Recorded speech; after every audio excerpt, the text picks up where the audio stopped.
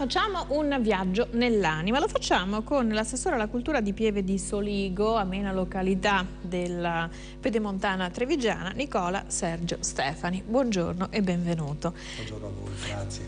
Lei è qui per presentare Paesaggi d'Anima, che è una mostra allestita a Villa Brandolini di Pieve di Soligo, ma una mostra particolare, una mostra che scava nell'anima, anche perché le opere sono l'espressione artistica di alcune persone che sono nei manicomio criminale di Castiglione delle Stiviere, tra l'altro l'unico manicomio criminale che ospita delle donne, in particolar modo trovano, diciamo così, stanno scontando la loro pena alcune mamme accusate e condannate per infanticidio. Qual è la particolarità di questo Paesaggi d'Anima, che si inserisce però in un percorso di rassegne espositive nell'ambito di una, diciamo così, di un evento che si chiama Paesagire? Insomma, ci spiega che cos'è? Sì, volentieri, vi spiego volentieri.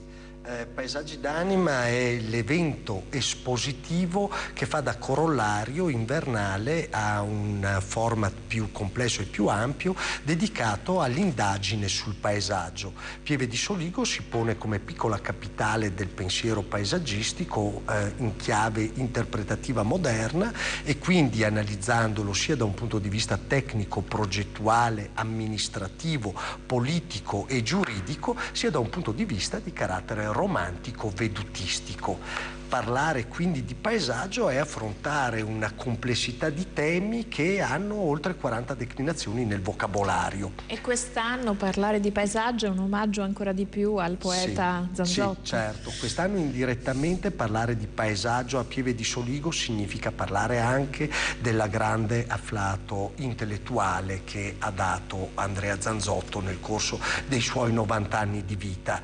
È una ricorrenza, diciamo, importante. Lei mi emoziona perché mi ricorda una persona particolarmente importante, la cui sensibilità è stata di esempio e da faro illuminante in molte questioni della nostra modernità. Poi quella sensibilità di Zanzotto è un po' la sensibilità con cui voi allestite queste rassegne, perché prima fuori onda si parlava appunto di questo Paesaggi d'Anima, della forza di questa raccolta, anche della collaborazione di ragazzi di un istituto psicopedagogico vostro. Come nasce quindi questo intreccio? Paesagire nasce dalla volontà di coinvolgere, di parlare un linguaggio che sia di tutti e per tutti, quindi dalle giovani generazioni alle persone più anziane, una miscellanea di esperienze che ci dovrebbe aiutare a fare un punto, a dare un orientamento a quelli che sono i nostri desideri e aspettative sull'evoluzione e la modificazione del paesaggio. Ma perché scegliere l'interpretazione paesaggistica, quindi lo scavo interiore, di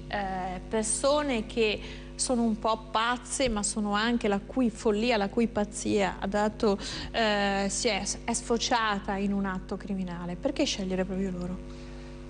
Due ordini di motivi, direi. Il primo perché quest'anno Paesagire è dedicato ai paesaggi della mente e ai paesaggi del territorio, quindi ci sembrava opportuno scegliere qualche cosa che andasse in maniera molto esplicita al di là di una rappresentazione artistica, iconografica, rappresentativa del paesaggio oppure estremamente astratta. E convenzionale, diciamo. Era facile trovare magari... Diciamo convenzionale, convenzionale. Benché le esperienze artistiche che ha ospitato Paesagire nelle sue rassegne invernali siano state davvero di grandissimo livello. Però andate a scoprire dei talenti. In questo caso, certo, abbiamo voluto andare oltre, scoprire qualche cosa di più.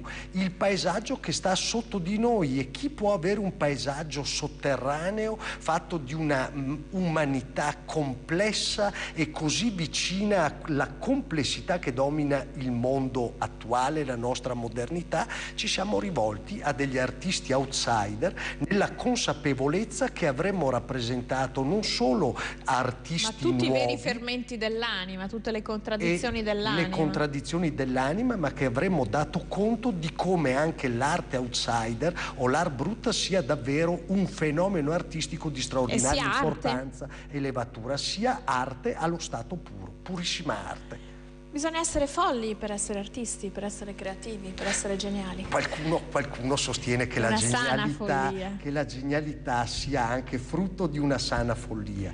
Esempi ne abbiamo moltissimi. Io direi che c'è l'unicità delle persone.